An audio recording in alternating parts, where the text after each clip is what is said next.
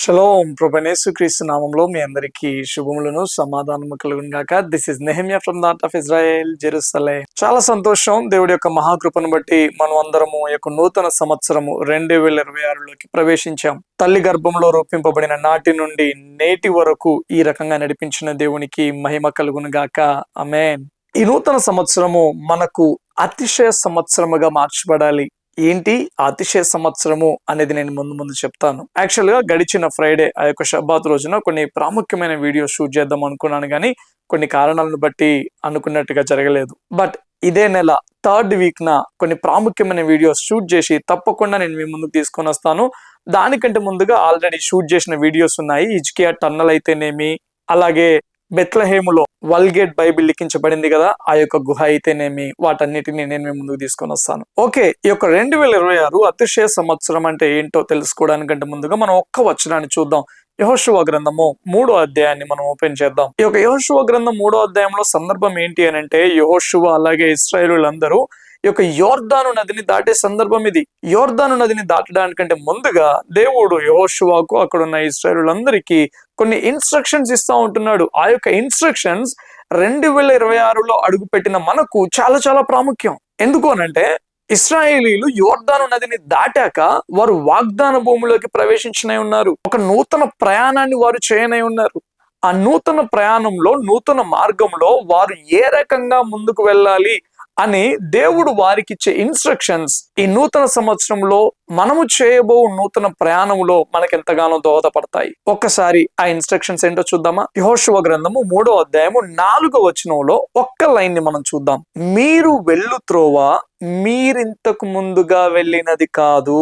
దేవుడు ఇశ్రాయేలులతో అంటా ఉంటున్నాడు, మీరు వెళ్ళవలసిన మార్గం ఏదైతే ఉందో, ఆ యొక్క త్రోవ ఏదైతే ఉందో, అది మీరు ఇంతకు ముందు అన్నాడు ప్రయాణం చేయలేదు. ఆ మార్గం ఎలా ఉంటుందో మీకు తెలియదు. ఎక్కడ లోయలు ఉంటాయో, ఎక్కడ పర్వతాలు ఉంటాయో, ఏది సేఫ్ అయిన మార్గమో, ఏది కఠినమైన మార్గమో మీకు తెలియదు. ఆ మార్గంలో ఎటువంటి ఆటంకాలు సంభవిస్తాయో మీరు ఎరిగి ఉండరు. ఎందుకు అనంటే, అది మీరింతకు ముందు ఎన్నడూ ప్రయాణించని మార్గం. అది అటువంటి మార్గంలో మీరు సేఫ్ గా వెళ్ళాలి అనంటే దేవుడు వాళ్ళతో ఏమంటూ ఉన్నాడంటే, మీకు ముందుగా యాజకులు మందస్సమును మోసుకుంటూ వెళ్తూ ఉంటారు.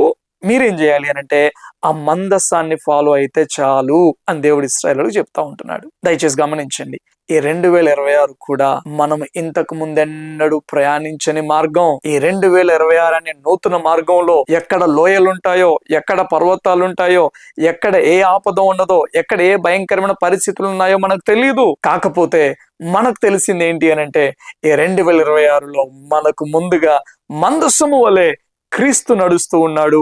ఆయనను వెంబడిస్తే చాలు. గాఢాంధకారపు లోయ అయినా గానీ ఆయనే మనం ముందుగా ఉండి నడిపిస్తాడు. ఏ అనారోగ్యానికి మనం భయపడవలసిన అవసరం లేదు. ఏ లోయకు మనం భయపడవలసిన అవసరం లేదు. ఏ వేదనకరమైన పరిస్థితులకు మనం భయపడవలసిన అవసరం లేదు. మనకు ముందుగా నడుస్తున్న క్రీస్తును ఈ నూతన సంవత్సరంలో మనం వెంబడిస్తూ ఉన్నట్లయితే మారాను మధురముగా మారుస్తాడు, కన్నీటిని నాట్యముగా మారుస్తాడు, బూడిదకు సైతం ఆయన మహిమను తీసుకొని వస్తాడు. అలా అని ఏ బాధ ఉండదు, ఏ నష్టం ఉండదు, ఏ కన్నీరు ఉండదు అని కాదు. మనము ఆయన వల్లే మార్చబడడానికి దేవుడు ప్రతి ఆటంకమును, ప్రతి కఠినమైన పరిస్థితిని తప్పకుండా మన మేలు కొరకే వాడుతాడు. తుదకు సమస్తము సమకూడి మేలే జరుగుతుంది. ఎప్పుడు? మందస్సము వల్లే మనకు ముందుగా నడుస్తూ ఉన్న క్రీస్తుని వెంబడించినప్పుడు. అదే మాట ఇశ్రాయేలులకు చెప్తా ఉంటున్నాడు దేవుడు. మీరు వెళ్లే మార్గంలో మీరు సేఫ్ గా ఉండాలి అనంటే, మీరు తప్పిపోకుండా ఉండాలి అనంటే, నీవు నీ కుటుంబం భద్రపరచబడాలి అనంటే మందస్సాన్ని ఫాలో అవ్వు. ఈ నూతన సంవత్సరంలో ఒక తీర్మానంతో ముందుకు వెళ్దాము. అవును దేవా, గడిచిన సంవత్సరాలు మనం ఎవరెవరిని ఫాలో అయ్యామో మనకు తెలుసు. మనము మన సొంత ఆలోచనలు ఫాలో అయ్యి ఉండొచ్చు, మన సొంత ప్రణాళికలను ఫాలో అయ్యి ఉండవచ్చు, ఇంకెవరో చెప్పిన మాటలను బట్టి, వారిచ్చిన ఐడియాలను బట్టి ఫాలో అయ్యి ఉండవచ్చు. ఈ నూతన సంవత్సరంలో ఒక బలమైన తీర్మానం తీసుకుందాం. దేవా, నీవు మందస్సము వలె నాకు ముందుగా నడుస్తూ ఉన్నప్పుడు నిన్ను ఫాలో అవ్వడానికి నాకు సహాయం దయచేయండి. మందస్సమును ఫాలో అవ్వడం వలన ఇశ్రాయేలీలు వాగ్దాన భూమిని స్వతంత్రించుకున్న విధముగా ఇదిగో ఈ సంవత్సరము వాక్యము ద్వారా, ప్రార్థన ద్వారా, సంఘ సహవాసము ద్వారా, దేవుడితో లోతైన సంబంధము ద్వారా క్రీస్తును మనం వెంబడించినట్లయితే తప్పకుండా ఈ సంవత్సరము నీ కొరకు, నీ కుటుంబము కొరకు దేవుడు ఏ సంగతులనైతే, ఏ అనుభవాలనైతే, ఏ మేలులనైతే, ఏ వాగ్దానాలనైతే నీ కొరకు ఆల్రెడీ ముందుగానే సిద్ధపరిచి ఉన్నాడో వాటన్నిటినీ నీవు, నీ కుటుంబము తప్పకుండా స్వతంత్రించుకుంటారు. మనం చేయవలసింది ఒకటే, ఆయన్ని వెంబడిద్దాం. పచ్చిక గల చోట్లకు నడిపిస్తాడు, జీవజలం ముద్దకు నడిపిస్తాడు. అంతేకాదు దేవుడు ఏం ఆశపడతా ఉంటున్నాడో తెలుసా? దేవుడు మన ఎడల ఒక వాంఛను కలిగి ఉన్నాడు, ఒక ఆశను కలిగి ఉన్నాడు. ఏంటి అనంటే ఇర్మియా గ్రంథము 9వ అధ్యాయము 24వ వచనం, అతిశయించువాడు దేనిని బట్టి అతిశయింపవలననగా భూమి మీద కృప చూపుచు నీతి న్యాయములు జరిగించుచున్న యెహోవాను నేనే అని గ్రహించి నన్ను పరిశీలనగా తెలుసుకొనుటను బట్టియే అతిశయింపవలను. అట్టి వాటిలో నేను ఆనందించువాడనని యెహోవా సెలవిచ్చుచున్నాడు. అతిశయించువాడు దేనిని బట్టి అతిశయించాలంట? దేవుడు అంటున్నాడు, నన్ను పరిశీలనగా తెలుసుకున్నదాన్ని బట్టే అతిశయించాలి. అట్టి వాటిలో నేను ఆనందిస్తున్నాను. దేవుడు తన హృదయాన్ని మనతో షేర్ చేసుకోవాలని ఆశపడుతూ ఉన్నాడు. తన మనస్సులోని మాటలను మనతో పంచుకోవాలని ఆశపడుతూ ఉన్నాడు. ఏదో ఒక మతానుసారమైన భక్తి కాకుండా సహవాసముతో కూడిన భక్తిని మనం కలిగి ఉండాలని దేవుడు ఆశపడుతూ ఉన్నాడు. దయచేసి గమనించండి, మనకు రక్షణ అనుభవం ఉండి 10 సంవత్సరాలు ఉండొచ్చు, 20 సంవత్సరాలు ఉండొచ్చు, కొంతమంది పుట్టుకతోటే క్రైస్తవులుగా ఉండొచ్చు. కానీ మనము మన దేవునిని ఎరిగి ఉన్నామా? దయచేసి గమనించండి, దేవుడిని గురించి తెలుసుకోవడం వేరు, దేవుడినే ఎరిగి ఉండడం వేరు. There is a clear difference between knowing about God and knowing God himself. చూడండి, వివాహానికంటే ముందు పెళ్లి చూపులు అవుతాయి కదా. ఆ పెళ్లి చూపుల సమయంలో మామూలుగా మరి చేసుకోబోయే వీరికి కొంత పరిచయం ఏర్పడుతుంది. అటు తర్వాత నెంబర్స్ ఎక్స్చేంజ్ చేసుకుంటా ఉంటుంటారు, మాట్లాడుకుంటా ఉంటుంటారు. ఆ సమయంలో చేసుకోబోయే వ్యక్తి గురించి మాత్రమే తెలుస్తుంది వీరికి. కానీ ఎప్పుడైతే వివాహం అవుతుందో అప్పుడు ఆ వ్యక్తి ఏంటో అర్థమవుతుంది. అవునా కదా?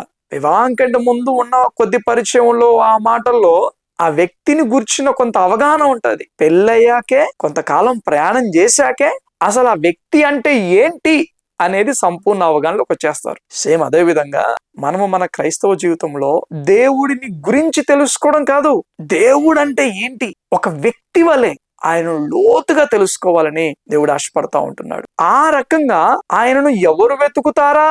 అలా వెతికే వారు ఉంటే అటువంటి వారికి నన్ను నేను కనబరుచుకోవాలి అని దేవుడు ఆశపడుతూ ఉన్నాడు. అందుకే అంటున్నాడు, నన్ను పరిశీలనగా తెలుసుకోవడాన్ని బట్టే మీరు అతిశయించాలి అని అంటూ ఉన్నాడు. దేవుడితో మన సహవాసం ఎంత డీప్ గా ఉండాలి అని అంటే, చూడండి, కొన్నిసార్లు భర్త మాట్లాడే మాటల్ని బట్టి, ఆయన కనుసైగలను బట్టి, ఆయన మూడ్ని బట్టి భర్త ఎటువంటి స్థితిలో ఉన్నాడో భార్యకు అర్థమైపోతుంది. ఏం మాట్లాడాల్సిన అవసరం లేదు. కొన్నిసార్లు కనుసైగలతోటే భర్త ఏం చెప్పాలనుకుంటున్నాడో భార్యకు అర్థమైపోతుంది. ఎందుకు? భార్య తన భర్తను ఎరిగి ఉన్నది కాబట్టి. మనం కూడా దేవుడితో అంతటి లోతైన సహవాసంలోకి వెళ్ళి దేవుడి హృదయాన్ని ఎరిగి ఉండాలి అని దేవుడు ఆశపడతా ఉంటున్నాడు. అలా వెతికే వారి కొరకు దేవుడు తన మర్మములను బయలుపరచాలి, తన మనస్సును పంచుకోవాలి. ఏదైనా తోటలో అవ్వాదాముతో ఎంత చక్కగా సహవాసం చేసేవాడో అటువంటి సహవాసం మనతో చేయాలి అని దేవుడు ఆశపడుతూ ఉన్నాడు. కానీ సమస్య ఏంటి అంటే, చాలా వరకు మనం ఒక ఆచారబద్ధంగానే భక్తి చేస్తూ ఉన్నాం. కానీ ఒక భార్య తన భర్తతో ఎటువంటి సంబంధాన్ని కలిగి ఉంటుందో, ఒక భర్త తన భార్యతో ఎటువంటి ఆ రిలేషన్షిప్ ని కలిగి ఉంటాడో, తల్లిదండ్రులు పిల్లలతో ఎటువంటి రిలేషన్షిప్ ని కలిగి ఉంటారో, నేను కూడా నా దేవునితో ఒక వ్యక్తి వలె నేను ఆ సహవాసాన్ని కలిగి ఉండగలుగుతాను అన్న నిశ్చయత చాలా మందిలో లోపిస్తూ ఉన్నది. ఎస్, మనము దేవునితో అటువంటి సహవాసాన్ని కలిగి ఉండగలుగుతాం. ఎందుకంటే ఆయన మాట్లాడతాడు, మన మాటల్ని కూడా ఆయన వింటాడు, మనతో ముచ్చటిస్తాడు. వాక్యం ద్వారా, కళల ద్వారా, దర్శనాల ద్వారా, పరిస్థితుల ద్వారా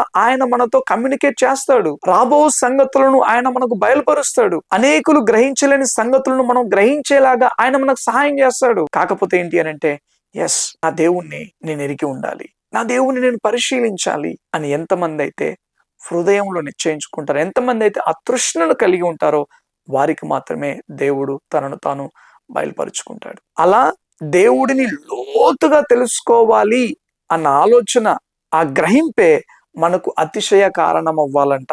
ఇప్పటి వరకు ఈ 2026 కంటే ముందు వరకు ఈ వాక్యం వింటున్న మీకు అతిశయ కారణాలు ఏమున్నాయో నాకు తెలియదు. ఉన్న ఇంటిని బట్టి, సంపాదిస్తున్న సంపాదనను బట్టి, సమాజంలో ఉన్న స్థాయిని బట్టి నీవు అతిశయిస్తూ ఉన్నావేమో. అవేవి కూడా బలా నమ్మకమైన దాసుడా దాసురాలా అన్న మంచి పేరును మనకు తెచ్చిపెట్టలేవు. అవి ఉండకూడదు అని అస్సలు కాదు. సమాజంలో మనం ఉన్నతంగానే ఉండాలి. కాకపోతే నీకు నాకు అతిశయ కారణం ఏమిటి?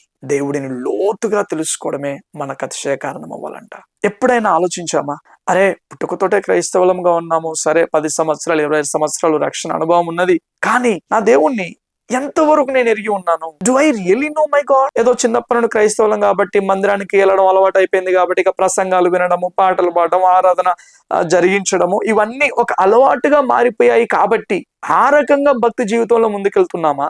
లేక నిజముగా హానోకు దేవుడితో నడిచినట్టుగా, ఇదిగో దావీదు దేవుడి యొక్క హృదయానుసారుడిగా మాట్లాడినట్టుగా, do I have such a close relationship with God? దేవుడితో నాకు అటువంటి ఆ లోతైన సహవాసం ఉందా? బాధ వచ్చినా, కష్టం వచ్చినా గానీ, సంతోషమైనా గానీ, అలా ప్రార్థన గదిలోకి వెళ్ళి దేవుడితో ఆ పంచుకునే ఆ ఎఫెక్షన్ దేవుడితో మనకున్నదా? ఈ సంవత్సరము ఆ విధముగా మనం అడుగులు వేద్దాం. దేవుడు అంటున్నాడు, అటువంటి వారిని బట్టి మాత్రమే నేను సంతోషిస్తాను అని అంటూ ఉన్నాడు. అందుకే ఈ సంవత్సరం మనకు అతిశయ సంవత్సరముగా మార్చబడాలి. హల్లెలూయా. ఎస్, నా దేవుణ్ణి నేను ఎరిగి ఉన్నాను, ఐ నో మై గాడ్ అన్న ఆత్మీయ స్థితిలోకి మనం అందరం రావాలి. అలా దేవుడిని ఎరిగి ఉండే స్థితిలోకి వెళ్ళాలి అని అంటే దయచేసి జాగ్రత్తగా వినండి. ప్రార్థన మాత్రమే చేస్తే సరిపోదు. చాలా మంది ఆత్మీయ జీవితంలో చేసే తప్పేంటి అని అంటే, డే అంతా పని చేసుకుంటారు, పడుకునే ముందు మంచం దగ్గర నీళ్ళని చేస్తారు, ప్రార్థన చేసుకుంటారు, చాలా చక్కగా ప్రార్థన చేసుకుంటారు, ఆమెనంటారు, మంచిగా బెడ్ ఎక్కి బెడ్షీట్ కప్పుకొని పండుకుంటారు. ప్రార్థన అంటే మనము దేవుడితో మాట్లాడమే. మరి దేవుడు మనతో ఎప్పుడు మాట్లాడతాడు? వాక్యము తెరిచి చదివితేనే కదా దేవుడు మనతో మాట్లాడేది. ఆత్మీయ జీవితంలో ప్రార్థన, వాక్యం అనేది పక్షికున్న 2 రెక్కల వంటివి. ఒకే రెక్క ఎంత బలంగా ఉన్నా కానీ పక్షి ఎగరదు, 2 రెక్కలుంటేనే పక్షి ఎగురుతుంది. అలాగే ప్రార్థన జీవితంలో మనం ఎంత బలంగా ఉన్నా గానీ లోతైన వాక్య జీవితం లేదు అని అనుకోండి, మనం ఆత్మీయ జీవితంలో ముందుకెళ్ళలేం. ఆత్మీయ జీవితంలో మనం ఉన్నతమైన స్థానాలకు ఎగరాలి అని అంటే వాక్యము చాలా చాలా ప్రాముఖ్యం. పరిశుద్ధాత్మ దేవుని సహాయాన్ని అడిగి ఆ వాక్యం తెరిచి చదువుతున్నప్పుడే ఆ అధ్యాయంలో ఒక వచనం ద్వారా దేవుడు మనతో మాట్లాడతాడు. దానినే రేమా వాక్కు అని అంటారు. అటువంటి వాక్కును పొందుకున్నప్పుడే, అది దినదిన క్రమముగా ఉన్నప్పుడే మనం మన ఆత్మీయ జీవితంలో ఎదగలుగుతాము. అంతేకాదు దేవుడిని పరిశీలనగా మనము తెలుసుకోగలుగుతాము. ఈ మధ్య కాలంలో చాలా మందికి మార్నింగే వాట్సాప్ లో ఒక మెసేజ్ వస్తుంది, ఈ రోజు వాగ్దానం, అది చదువుకుంటారు, ఆమెన్ అనుకుంటారు. లేదా ఈ యొక్క క్యాలెండర్ లో ఆ రోజు డేట్ ఏంటో చూస్తారు, వాక్యం చదువుతారు, ఆమెన్ అనుకుని వెళ్ళిపోతారు. అది వాక్యానుసారమైన విధానము కాదు. పరిశుద్ధాత్మ దేవుని సహాయాన్ని అడిగి బైబిల్ ఓపెన్ చేసి ఒక అధ్యాయాన్ని చదవడం మనం అలవాటు చేసుకుంటేనే దేవుడి దగ్గర నుండి మన స్వరాన్ని వినగలుగుతాము. అటువంటి క్రమములో, అటువంటి అలవాటులో ఈ సంవత్సరము లోతుగా మనం ఎదుగుదము గాక. ఆమేన్. గుర్తుపెట్టుకోండి, మందస్సాన్ని మనం వెంబడించాలి. ఎందుకు అనంటే ఈ సంవత్సరము మన ముందున్న ప్రయాణము ఇంతకు ముందు ఎన్నడూ మనం ప్రయాణించినది కాదు. అంతేకాదు ఈ సంవత్సరము, ఈ ప్రయాణంలో, ఈ సంవత్సరము కొరకు దేవుడు మనకిచ్చిన వాగ్దానం మన ఎడల, మన కుటుంబం ఎడల నెరవేర్చబడాలి అనంటే మందసమైన క్రీస్తును మనం వెంబడిద్దాము. అంతేకాదు ఈ సంవత్సరము అతిశయ సంవత్సరముగా మార్చబడాలి అనంటే ఆయనను ఎరిగి ఉండడమే మనకు అతిశయ కారణం అవ్వాలని దేవుడు ఆశిస్తూ ఉన్నాడు. కాబట్టి ఆ స్థితికి మనం చేరాలి అనంటే వాక్యము ద్వారానే మనం ఆ స్థితికి చేరుకోగలుగుతాము. ఆ రకంగా ప్రార్థన, వాక్యము ద్వారా ఇంకా దేవుడి యందు సహవాసంలోకి, లోతుల్లోకి వెళ్ళి రానున్న చివరి గడియల కొరకు మనమే కాకుండా మన కుటుంబాలను, మన చుట్టూన్న వారిని సిద్ధపరచబడదము గాక. ఆమేన్, ఆమేన్, ఆమేన్. మరొక మారు మీ అందరికీ, ఎంతమంది అయితే మన ఛానల్ను రెగ్యులర్ గా ఫాలో అవుతున్నారో, వీడియోస్ చూస్తూ ఉన్నారో, రెగ్యులర్ గా కామెంట్ చేస్తూ ఉన్నారో, ప్రతి ఒక్కరికి సబ్స్క్రైబర్స్ అందరికీ నూతన సంవత్సర శుభాకాంక్షలు తెలియజేస్తా ఉంటున్నాను. ఈ నూతన సంవత్సరంలో మీరు, మీ కుటుంబములు ఉన్నతంగా ఆశీర్వదింపబడాలని ప్రార్థన చేస్తూ ఉన్నాను. దేవుడు మీ చేతి పనిని దీవించి ఆశీర్వదించునుగాక. మీ చేతుల కష్టార్జితము మీరు అనుభవించుదురుగాక. మీ రాకల పోకలందు దేవుడు తోడుగా ఉండునుగాక. ముఖ్యంగా మీ పిల్లల చదువులలో, ఉద్యోగాలలో దేవుడు తోడుగా ఉండునుగాక. మరి ఆడపిల్లలు వారు వెళ్ళున్నప్పుడును వచ్చినప్పుడును దేవుడు ప్రత్యేకమైన కాపుదల దేవుడు వారికి అనుగ్రహించునుగాక. ఆమేన్. చివరి వరకు వేడి వేసిన మీ అందరికీ ప్రభునామంలో వందనాలు తెలియజేస్తా ఉంటున్నాను. Thank you all. God bless you.